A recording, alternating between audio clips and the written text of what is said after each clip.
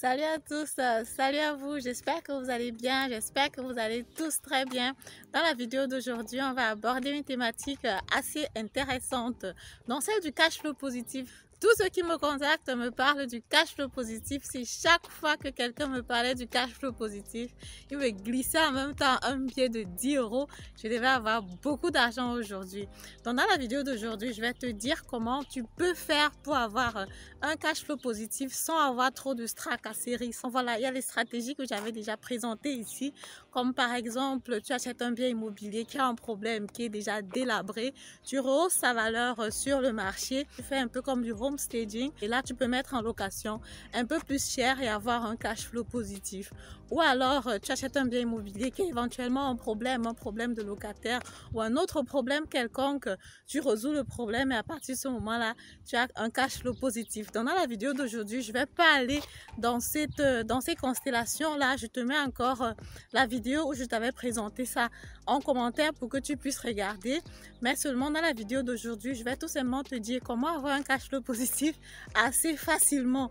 À la fin de la vidéo, naturellement, je te dirai le hic qui se cache là derrière. À tout de suite après l'intro. Bonjour, si vous voulez atteindre votre liberté financière, assurer votre retraite et laisser un patrimoine de qualité pour vos enfants, vous êtes sur le bon chemin avec Immobilier en Allemagne. Alors, salut à toi, bonjour, mon nom c'est Madeleine Nintedem, je suis investisseur immobilier, je suis agent immobilier, donc je peux mettre les biens immobiliers à ta disposition. Si tu es prêt à te lancer, tout ce qui te reste à faire c'est de me contacter à travers le lien qui est dans la barre de description. Je suis conseillère financière certifiée parce qu'effectivement, en général, les deux vont ensemble, vu que quand tu vas acheter un bien immobilier, tu auras forcément besoin d'un financement. Donc du coup, voilà, j'ai appris ça, j'ai une fois pris ma certification. En même temps, je suis certifiée selon le paragraphe 34i ici en Allemagne. Et en plus de ça, ce que je te propose, séance de coaching, si tu as des questions ponctuelles par rapport à ton investissement immobilier, tu peux me les poser. Si tu veux aller plus loin, si tu veux faire une formation sur l'investissement immobilier pour pouvoir te lancer toi-même sur l'investissement, tu me contactes. Tu trouves toutes les informations en barre de description. Sur ma chaîne, je vais donc te donner les astuces importantes, les informations dont tu as besoin pour pouvoir te lancer sur l'investissement immobilier. Je vais aussi faire des lives les week-ends avec des entrepreneurs, des petits entrepreneurs ou alors des grands entrepreneurs, toutes les personnes qui veulent se lancer dans le business comme moi que j'arrive à contacter naturellement. Vous pouvez passer sur ma chaîne pour parler de votre entreprise, pour parler de votre business. C'est vrai que jusqu'à présent, on n'a pas encore une forte audience, mais je pense que ça va venir. J'y crois fermement. Je compte sur vous pour partager les vidéos. Alors, la thématique d'aujourd'hui, comment est-ce que tu fais pour avoir un cash flow positif? Je vais d'abord définir ce que c'est qu'un cash flow positif. C'est tout simplement quand tu achètes un bien immobilier et qu'à la fin du mois, parce qu'effectivement, comme je disais tout à l'heure, quand tu achètes un bien immobilier, tu vas passer par un financement à la banque. Le financement à la banque, naturellement, tu auras des traites, des mensualités que tu vas devoir verser à la banque tous les mois.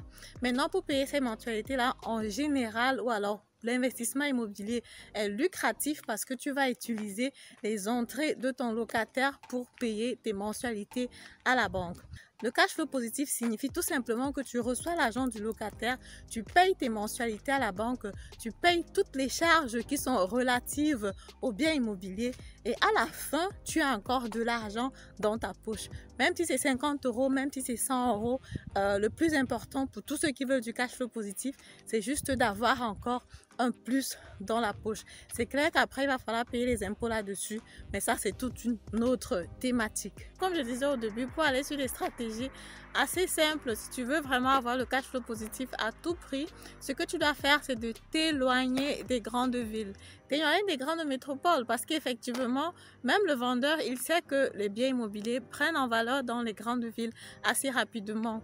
Maintenant, ceux qui ne sont pas dans les grandes villes, ceux qui sont dans les villes assez éloignées, ils n'ont pas généralement une forte demande quand ils veulent vendre leur bien immobilier. Donc du coup, ils peuvent vendre même le bien immobilier de telle sorte que si tu as une bonne crédibilité, que tu reçois un bon taux d'intérêt à la banque, que tu puisses te faire naturellement un cash flow positif sans problème.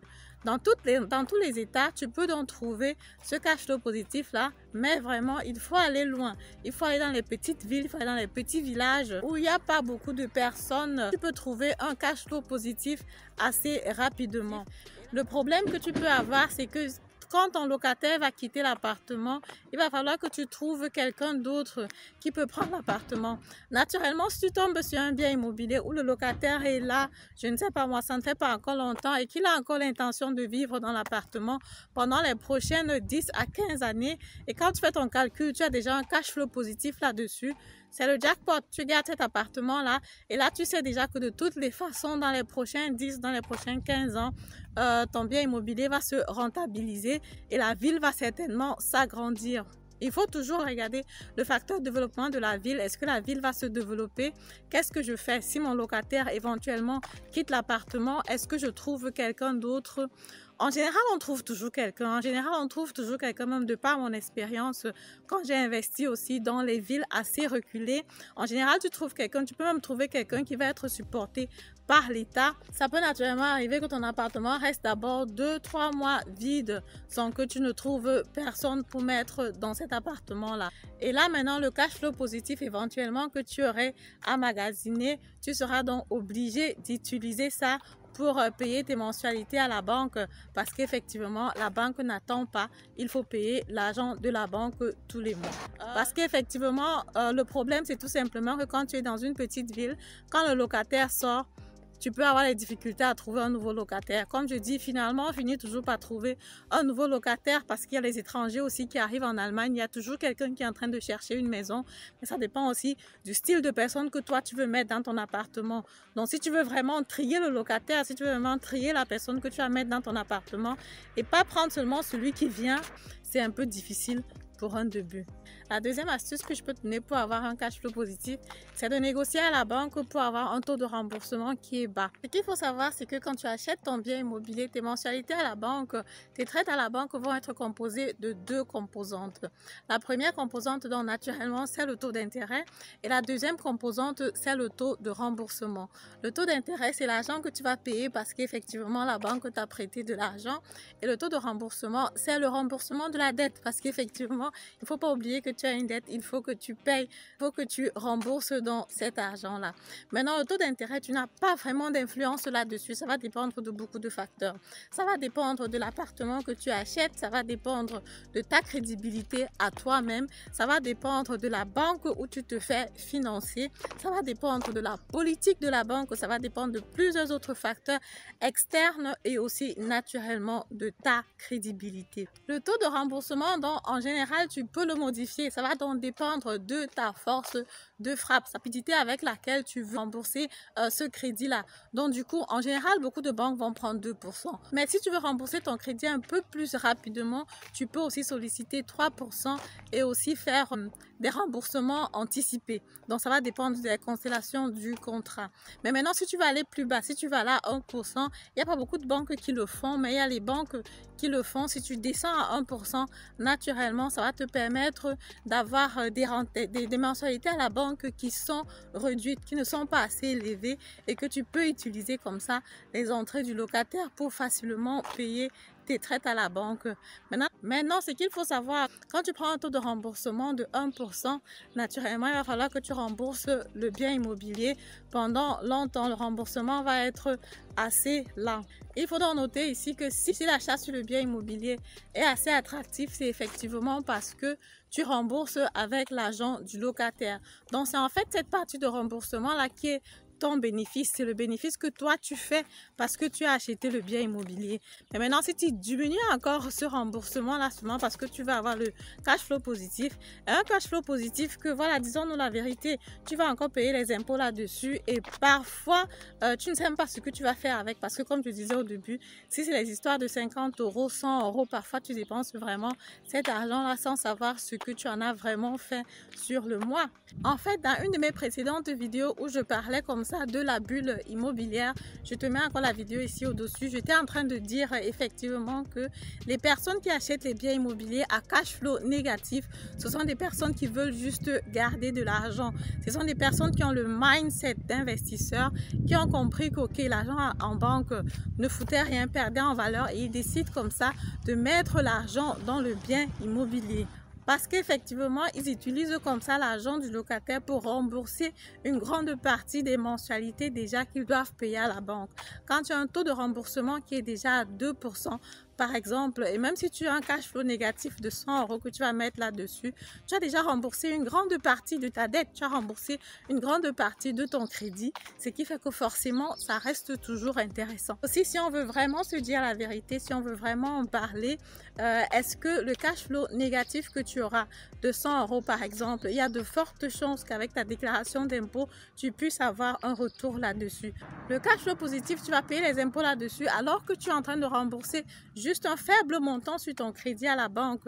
Ça, c'est très important à savoir et ça va jouer un rôle énorme, un rôle vraiment capital parce qu'effectivement, quand tu achètes un bien immobilier pour voilà, sur l'investissement immobilier locatif, c'est pour te faire de l'argent. Donc du coup, si tu vends ton bien immobilier après 10 ans, il faut que le montant que tu aies déjà remboursé soit suffisamment important pour que tu puisses gagner gros là-dessus.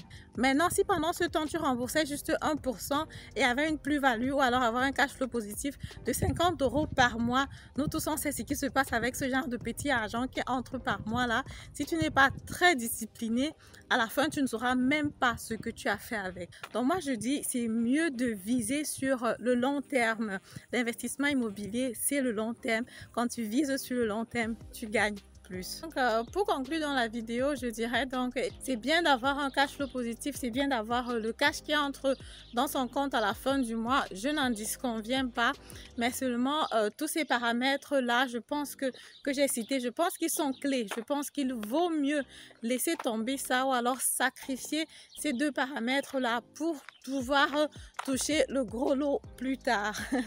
Parce qu'effectivement, comme je disais, avec la stratégie numéro 1, sincèrement, il n'y a rien de plus énervant que de mettre son annonce sur Internet pour son appartement et de ne pas vraiment avoir plusieurs personnes qui sollicitent l'appartement. Parce qu'en ce moment-là, naturellement, ça fait trembler, ça fait peur parce que tu as pris un crédit là-dessus. Et normalement, quand tu achètes bien ton bien immobilier, dès que tu mets l'annonce sur Internet, la règle voudrait que, voilà, que beaucoup de personnes t'appellent, que beaucoup de personnes te contactent et te disent qu'elles sont intéressées.